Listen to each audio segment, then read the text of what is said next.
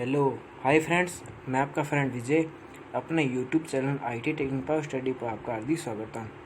Friends, previous class में हमने single phase motor वाला चैप्टर कंप्लीट कर लिया है। आज की क्लास से हम ल्यूमिनेशन वाला यानी कि प्रदीप्ति वाला चैप्टर शुरू कर रहे हैं।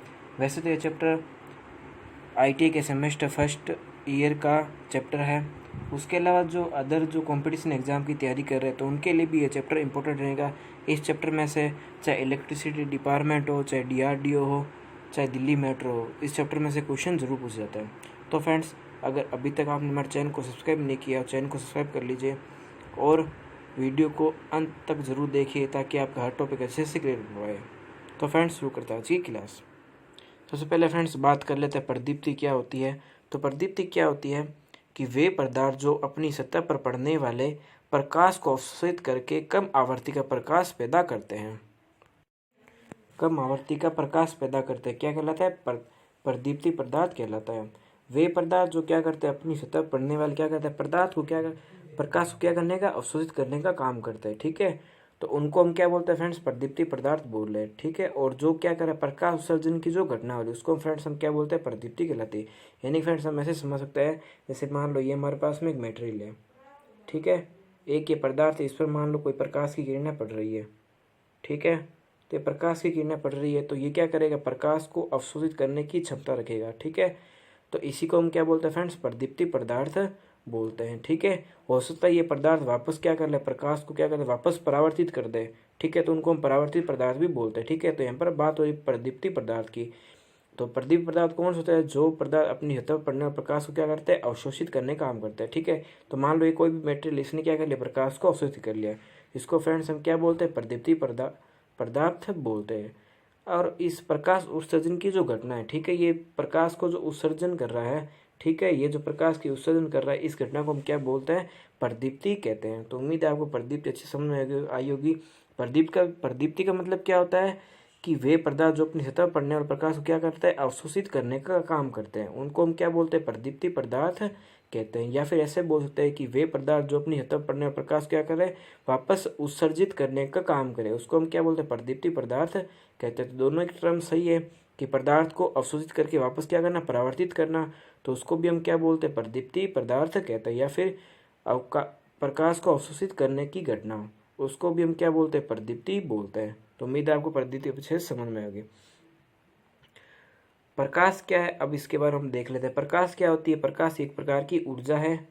ठीक है, प्रकाश क्या होती है फ्रेंड्स? सभी को पता है प्रकाश एक प्रकार की क्या होती है? ऊर्जा होती है। जैसे हम देखते हैं कि प्रकाश का एक मूलभूत स्रोत क्या है? सूर्य है। हमारे को पता है कि ब्रह्मांड में सबसे बड़ा प्रकाश का स्रोत कौन सा? सूर्य है। तो सूर्य प्रकाश के 7 रंगों से मिलकर बना होता है। सूर्य का प्रकाश जो है प्रकाश के 7 रंगों से मिलकर बना होता है। तो ये प्रकाश के रंग कौन कौन से होते हैं? तो ये रंग होते हैं बैंगनी, आसमानी, नीला, हरा, पीला, नारंगी और लाल होता है। ठीक है, तो ये आपको एज इट इज नाम याद रखना है। ठीक है, तो इसकी एक ट्रिक भी है, इसको हम विबजोर से भी याद कर सकते हैं। ठीक है, इसकी क्या ट्रिक है? विबज्योर।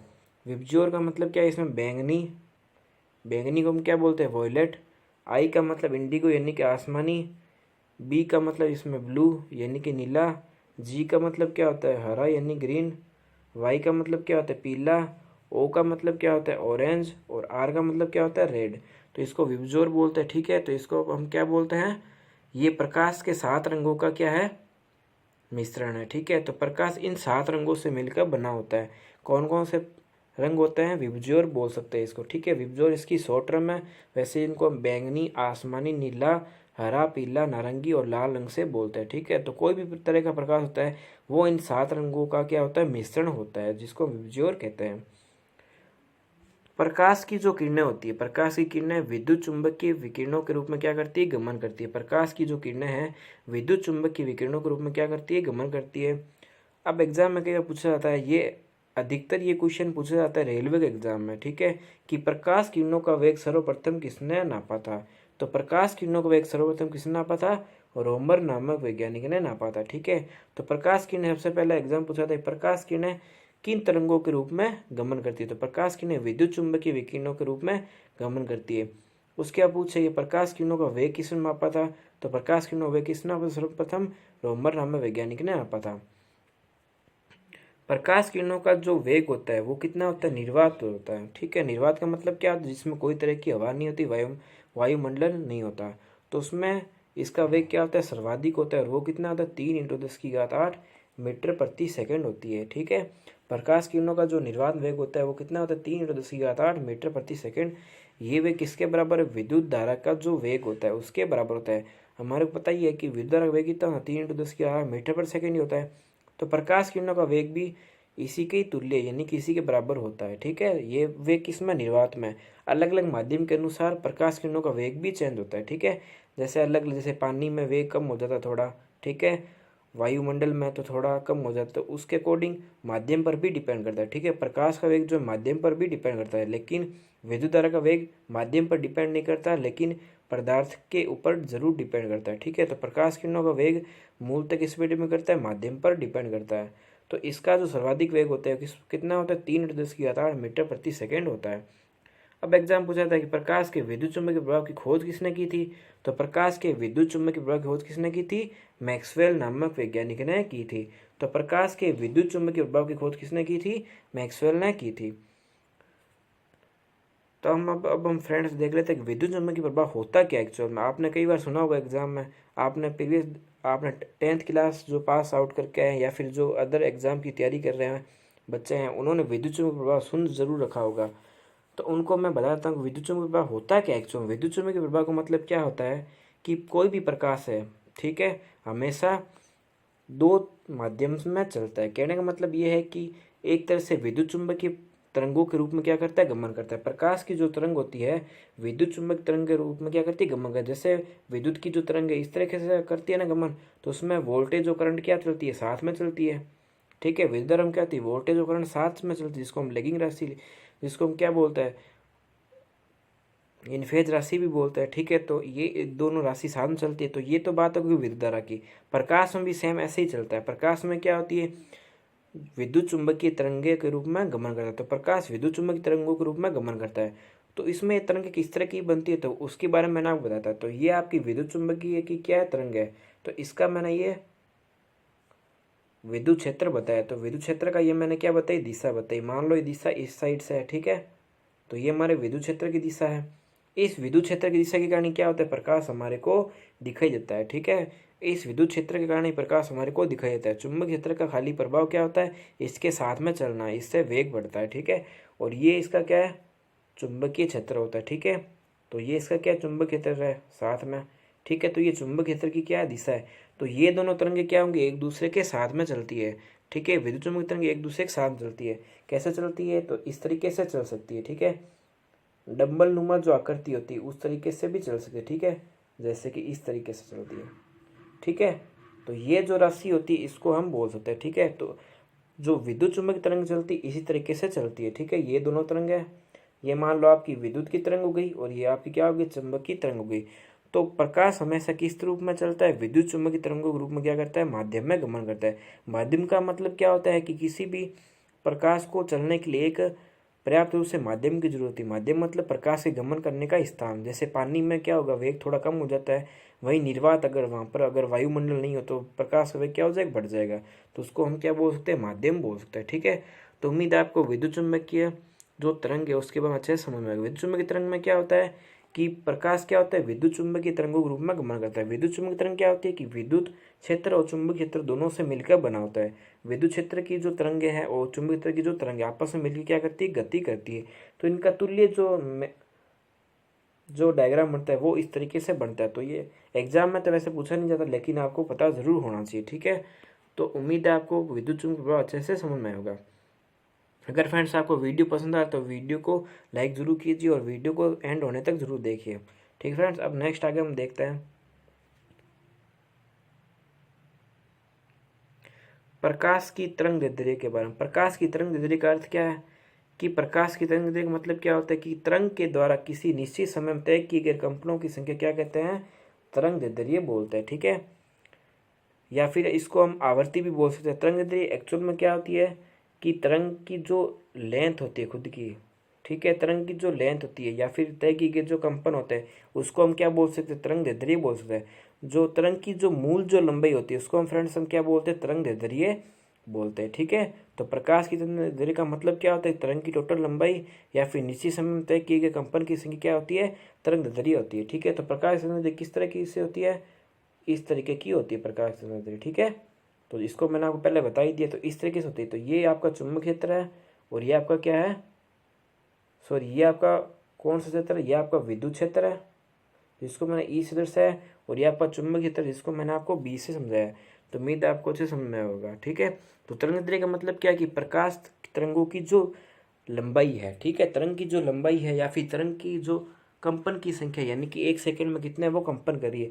प्रकाश हमेशा कंपन करता हुआ आगे चलता है। ठीक है, वाइब्रेशन होते हैं उनके कणों आपस में। ठीक है, तो जिसको हम क्या बोलते हैं? तरंग दैर्ध्य बोलते हैं। तो तरंग का मतलब क्या है? तरंग की जो टोटल लंबाई होती है उसी को हम क्या बोलते हैं? तरंग दैर्ध्य बोलते हैं। अब हम नेक्स्ट देख लेते आगे। बैंगनी रंग की जो तरंग दैर्ध्य होती है, बैंगनी रंग की जो तरंग दैर्ध्य होती है वो क्या होती है? न्यूनतम, यानी कि सबसे कम किसकी होती है? बैंगनी रंग की तरंग दैर्ध्य होती है। तो ये कई बार एग्जाम पूछा जाता है, रेलवे के एग्जाम में बहुत बार पूछा गया ये, और जीके के क्वेश्चन में भी कई बार पूछा जाता है। जनरल नॉलेज का जो जनरल साइंस का होता है उसमें कई बार पूछा जाता है कि किस रंग की तरंग दैर्ध्य न्यूनतम होती है। तो बैंगनी रंग की जो तरंग दैर्ध्य होती है वो क्या होती है? सबसे कम होती है। कितनी होती है? 380 इंटू 10⁻⁹ मीटर होती है। कितनी होती है? 380 इंटू 10⁻⁹ मीटर होती है। अब पूछ ले कि सर्वाधिक किसकी होती है? तो सर्वाधिक होती है लाल रंग की तरंग दैर्ध्य। क्या होती है? सर्वाधिक होती है। तो लाल रंग की तरंग दैर्ध्य क्या होती है? सबसे अधिक होती है। कितनी होती है? 760 इंटू में 10⁻⁹ मीटर होती है। कितनी होती है? 760 इंटू में 10⁻⁹ क्या होती है? मीटर होती है। ठीक है, तो लाल रंग की जो तरंग दैर्ध्य होती है उसकी सर्वाधिक क्या होती है? लंबाई होती है तरंग की। ठीक है, तो तरंग दैर्ध्य का मतलब क्या होती है? तरंग की जो लंबाई होती है उसी को हम क्या बोलते हैं? तरंग दैर्ध्य कहते हैं। तो लाल रंग की तरंग दैर्ध्य क्या होती है? सर्वाधिक होती है। कितनी होती है? 760 इंटू 10⁻⁹ होती है। और बैंगनी रंग की क्या होती है? सबसे कम होती है। कितनी होती है? 380 इंटू 10⁻⁹ होती है। ठीक है, तो लाल रंग की तरंग दैर्ध्य का यूज किस में करते हैं? तो लाल रंग की तरंग दैर्ध्य का यूज रेलवे की जो सिग्नल प्रणाली होती है उसमें इसका अधिक यूज किया जाता है। क्यों किया जाता है? क्योंकि इसकी तरंग दैर्ध्य सर्वाधिक होती है। तरंग दैर्ध्य सर्वाधिक होने के कारण ये बहुत ज़्यादा डिस्टेंस में भी आसानी से दिखाई देते हैं। ठीक है, अगर हम बहुत ज़्यादा दूरी पर भी है तो भी हमारे को लाल रंग की जो सिग्नल होगी वो आसानी से दिखाई दे जाएगी। इसलिए सिग्नल प्रणाली में लाल रंग का अधिक यूज होता है। लाल रंग हमारे को बहुत दूरी से दिखाई दे जाता है। ठीक है, इसलिए रेलवे की जो सिग्नल प्रणाली होती है उसमें अधिकतर लाल रंग के सिग्नल का यूज किया जाता है। वैसे लाल रंग रेड का भी इंडिकेशन दिखाता है। ठीक है, तो सिग्नल प्रणाली में रेड कलर का अधिक इसलिए यूज में किया जाता है। ठीक है, तो सिग्नल की जो प्रणाली होती है उसमें लाल रंग की तरंग यूज लेने का यही रीजन है। ठीक है, अब जिस तरंग की तरंग दैर्ध्य क्या होगी? सर्वाधिक होगी। जैसे कि मैं बात करूँ रेड रंग की जो तरंग दैर्ध्य वो क्या है? सर्वाधिक है। ठीक है, तो रेड रंग की तरंग दैर्ध्य सर्वाधिक होती है तो उसका विचलन क्या होगा? सबसे कम होगा। और जिसका विचलन सबसे कम होगा वो क्या होगा? अधिक दूर तक दिखाई देगी। यानी कहने का मतलब फ्रेंड्स ये है मेरा कि लाल रंग की तरंग दैर्ध्य क्या है? सबसे अधिक है। इसका विचलन क्या होगा? विचलन यानी कि तरंग का माध्यम में फैल जाना। ठीक है, तो विचलन क्या होता है? कम होता है, जिससे क्या होगी? लाल रंग क्या होगी? हमारे को बहुत दूरी से दिखाई देते हैं। जैसे हम ट्रेन में क्या करते हैं? सफ़र करते हैं तो कुछ बच्चे क्या होता है जैसे कि मुंह निकाल के बाहर देखते हैं ट्रेन में से, तो उनको सिग्नल क्या होता है? बहुत दूर से दिखाई देता है। ठीक है, तो ये हर किसी के साथ होता है। ठीक है, तो लाल रंग इसी के कारण हमारे को आसानी से दिखाई देता है क्योंकि इसका विचलन क्या होता है? कम होता है और ये हमारे को अधिक दूरी तक दिखाई देती है। ठीक है, उसकी जगह जिस रंग की तरंग दैर्ध्य क्या होती है? न्यूनतम होती है। यानी कि न्यूनतम, जैसे मैं बात करूँ बैंगनी रंग की, ठीक है, जैसे मैं बात करूँ बैंगनी रंग की, तो बैंगनी रंग की तरंग दैर्ध्य क्या होती है? न्यूनतम होती है, तो उसका विचलन क्या होगा? अधिक होगा। अर्थात बैंगनी रंग को हम ज़्यादा दूर से नहीं देख सकते। ठीक है, इसलिए हम बैंगनी रंग को हमारे को ज़्यादा दूर से नहीं दिखाई देगा। अगर हम ज़्यादा इसके पास में जाएंगे तभी इस बैंगनी रंग को हम आसानी से देख पाएंगे। अगर बैंगनी रंग अगर रात में दिखाई दे किसी सिग्नल के रूप में तो देखना बहुत मुश्किल हो जाएगा इसको। ठीक है, तो बैंगनी रंग को सिग्नल प्रणाली में यूज में नहीं लिया जाता है क्योंकि इसकी विचलन जो होती है वो सर्वाधिक होती है और इसकी तरंग दैर्ध्य जो होती है वो न्यूनतम होती है, इसलिए अधिक दूर तक हमारे को दिखाई नहीं देती। इसलिए सिग्नल प्रणाली में बैंगनी रंग का बिल्कुल भी यूज में नहीं लिया जाता। ठीक है, तो एग्जाम में कई बार तरंग दैर्ध्य का घटता हुआ क्रम पूछ लेता है कि तरंग दैर्ध्य का घटता हुआ क्रम किस रूप में पूछा जाता है, तो वो हम देख लेते हैं। ठीक है, तो तरंग दैर्ध्य का घटता हुआ क्रम यानी कि अवरोही क्रम, ये भी कई बार एग्जाम पूछा जाता है। ठीक है, तो तरंग दैर्ध्य का घटता हुआ क्रम कैसा है? ये तरंग का घटता हुआ क्रम यानी कि तरंग के घटने क्रम से, यानी कि लाल रंग की सर्वाधिक होती है, उससे कम नारंगी की होती है। ठीक है, तो लाल रंग की सबसे अधिक, उससे कम नारंगी की, उससे कम पीले की, पीले से कम हरे की, हरे से कम नीले की, नीले से कम आसमानी की, और सबसे कम बैंगनी रंग की तरंगदैर्ध्य होगी। ठीक है, इसको मैंने कैसे निकाला, विबज्योर से निकाला। विबज्योर मैंने आपको पहले ही बता दिया। ठीक है, तो विबज्योर से मैंने इसको बताया। ठीक है, तो इसको मैंने क्या लिखा है, उल्टा लिखा है, ROYGBIV। ठीक है, तो रेड से लाल हो गया, ओ से क्या हो गया, ऑरेंज यानी नारंगी, वाई से क्या हो गया, पीला, जी से क्या हो गया, हरा, बी से क्या हो गया, ब्लू, आई से क्या हो गया, इंडिगो यानी कि आसमानी, वी से क्या होगा, वॉयलेट यानी कि बैंगनी। तो ये तरंग क्या है, घटता हुआ क्रम, यानी कि घटता हुआ क्रम इसको बोलते हैं। ठीक है, तो घटता हुआ क्रम कई बार एग्जाम में पूछा जा सकता है। ठीक है, तो आप जरूर ध्यान रखिए। अब हम देख लेते हैं तरंग दैर्ध्य का बढ़ता हुआ क्रम। ये कौन सा क्रम है, तरंग का बढ़ता हुआ क्रम है। कैसे, तो इसको भी मैंने विबज्योर के फॉर्मूले से निकाला। तो ये तो बहुत इजी है। तो विबज्योर क्या है, खुद एक क्या है, बढ़ता हुआ क्रम है। ठीक है, तो सबसे कम किसका होता है, बैंगनी का, उससे ज़्यादा आसमानी का, उससे ज़्यादा नीले का, उससे ज़्यादा हरे का, उससे ज़्यादा पीले का, पीले से ज़्यादा नारंगी का, नारंगी से ज़्यादा लाल का। तो सर्वाधिक किसका होगा, लाल रंग का। तो ये कौन सा है, बढ़ता हुआ क्रम, जिसको हम क्या बोलते हैं, आरोही क्रम। आरोही क्रम को क्या बोलते हैं, बढ़ता हुआ क्रम, और अवरोही क्रम को क्या बोलते हैं, घटता हुआ क्रम। तो आप अवरोही अवरोही में ज़्यादा कन्फ्यूज मत होइएगा। ठीक है, अवरोही को हम क्या बोलते हैं, घटता हुआ क्रम, और आरोही को क्या बोलते हैं, बढ़ता हुआ क्रम बोलते हैं। ठीक है, तो उम्मीद है आपको अच्छे समझ में आएगा। नेक्स्ट हम आगे देख लेते हैं,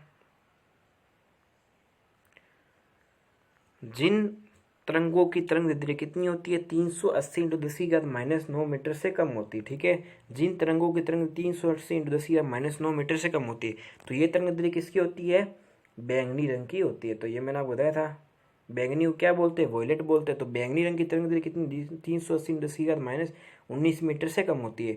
तो जिन तरंगों की तरंग दैर्ध्य इससे कम होगी, उनको हम क्या बोलते हैं, अल्ट्रा वॉयलेट रेज बोलते हैं। इसको हम पराबैंगनी तरंगे भी बोलते हैं। तो इन तरंगों को हम क्या बोलते हैं, अल्ट्रा वॉयलेट रेज यानी कि बैंगनी तरंगे बोलते हैं, पराबैंगनी तरंगे बोलते हैं। और जिन तरंगों की तरंग दैर्ध्य कितनी होती है, 760 × 10⁻⁻19 मीटर से अधिक होती है, उनको हम क्या बोलते हैं, अवरक्त तरंगे यानी कि इंफ्रा रेड रेज बोलते हैं। ठीक है, उनको हम क्या बोलते हैं, इंफ्रा रेड रेज बोलते हैं। ठीक है, अवरक्त तरंगे उनको बोला जाता है। तो 760 × 10⁻⁹ किसकी होती है, रेड कलर की होती है। ठीक है फ्रेंड्स, तो उम्मीद है आपको आज का हमारा वीडियो पसंद आया होगा। मिलते हैं नेक्स्ट वीडियो में। नेक्स्ट वीडियो में प्रदीप्ति से रिलेटेड जो टर्म्स है उसको हम देखेंगे। अगर आप हमारे चैनल पर नए हैं तो चैनल को सब्सक्राइब कर लीजिए, और कमेंट करके ज़रूर बताइए कि आपको हमारा वीडियो कैसा लगा। तो फ्रेंड्स, मिलते हैं नेक्स्ट वीडियो में, तब तक के लिए जय हिंद, जय भारत।